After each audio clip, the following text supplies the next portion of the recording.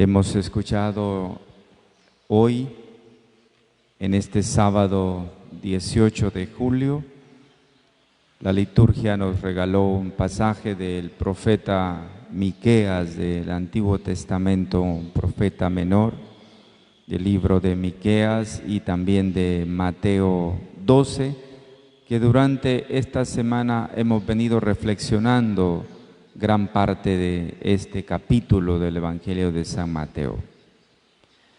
Cuando hoy meditamos la palabra, en realidad nos corresponde coincidir seguramente que hay una profunda necesidad de descubrir dónde estamos y en medio de qué estamos. El libro del profeta Miqueas que hemos escuchado ahora, ese texto en el capítulo 2 del profeta, en realidad es una casi perfecta radiografía de nuestra propia realidad que vivimos en Honduras. Se trata de la denuncia de una realidad. El profeta dice: ay de los que planean maldades y traman iniquidades en sus camas. Roban, nos recuerda el profeta, codician, planean, oprimen. Como vemos, el pecado del ser, del hombre, y de que también el hombre se vuelva lobo para el mismo hombre, es también tan viejo como el mismo hombre. Pareciera que aún nosotros no hemos cambiado nada en relación a la asamblea del pueblo del profeta Miqueas. El profeta denuncia que los sacrificios del culto son verdaderamente vacíos, sin sentidos, si no se traducen esos cultos en justicia social. Significa que no se trata solamente de creer en Dios, no se trata de decir que creo en Dios, nos corresponde hacer hechos concretos en bien de los otros, en bien de nuestro prójimo. Y no podemos olvidar que nuestro prójimo, el más próximo, como podemos también llamar, también es nuestra propia familia.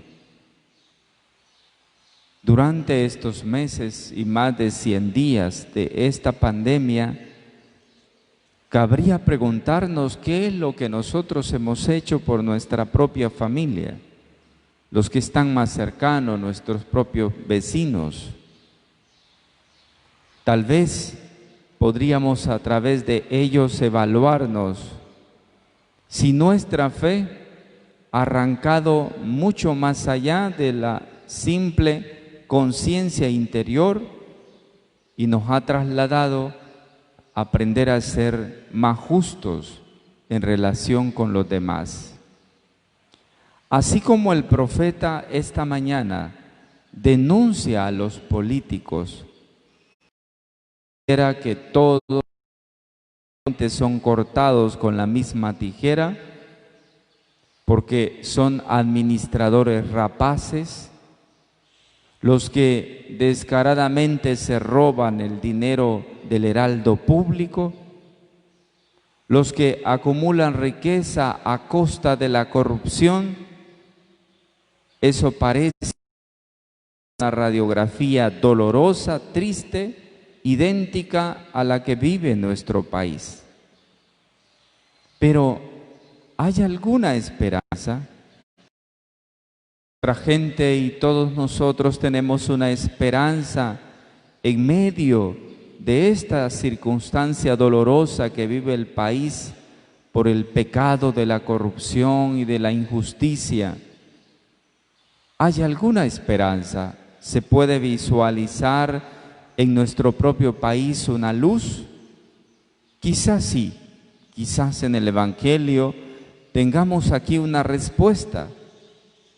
Es necesaria la conversión de cada día como un proceso penitencial que comprende realmente toda la vida.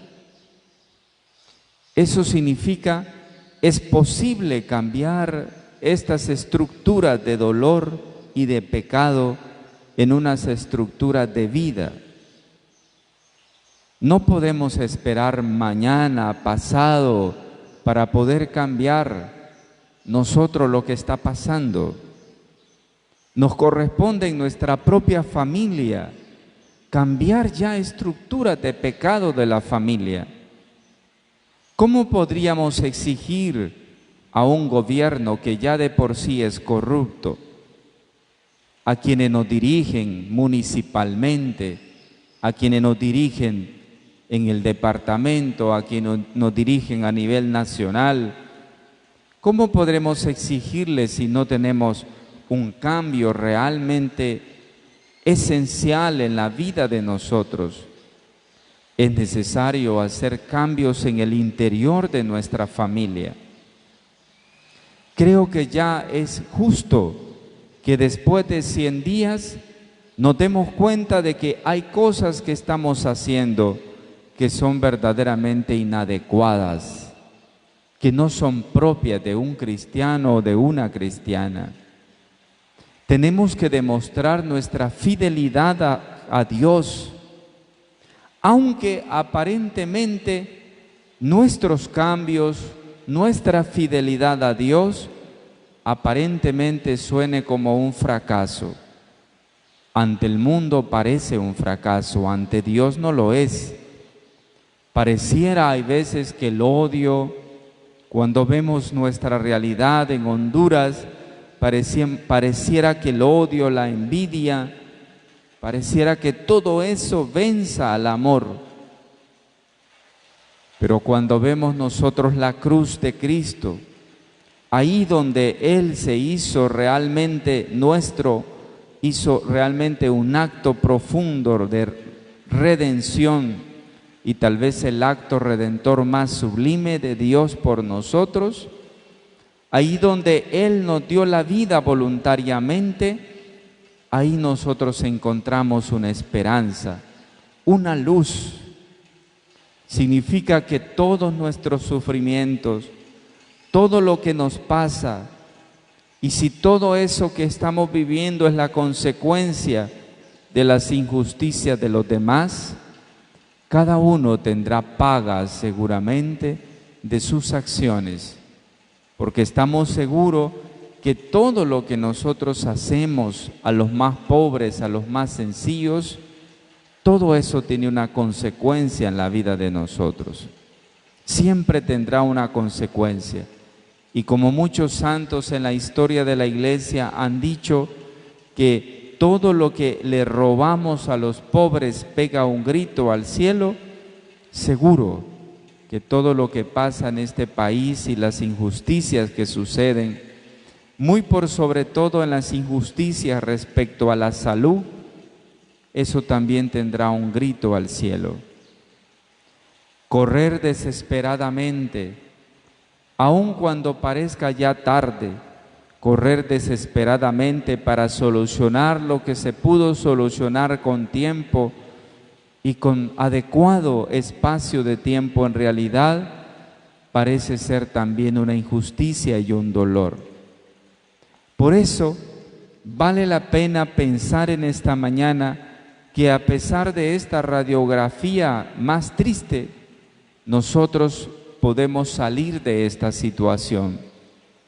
Nosotros con Cristo en el madero de la cruz somos liberados, somos allí perdonados y somos allí reconciliados. Y si el Señor ha hecho todo esto por nosotros, nosotros tenemos que también, con esperanza y con ilusión, salir de este caos en el que estamos metidos. Todo debe de comenzar por cada uno y por su propia familia. No esperemos los cambios en los demás, comencemos por nosotros, Comencemos por nuestra propia casa y hagamos de nuestras familias templos de justicia, templos de amor, de perdón y de fidelidad. Si en nuestra familia el pecado sobreabunda, no pidamos afuera que las cosas sean mejor. Empecemos por cambiar las estructuras de nuestra propia familia en familias verdaderamente santuario de la vida y del amor.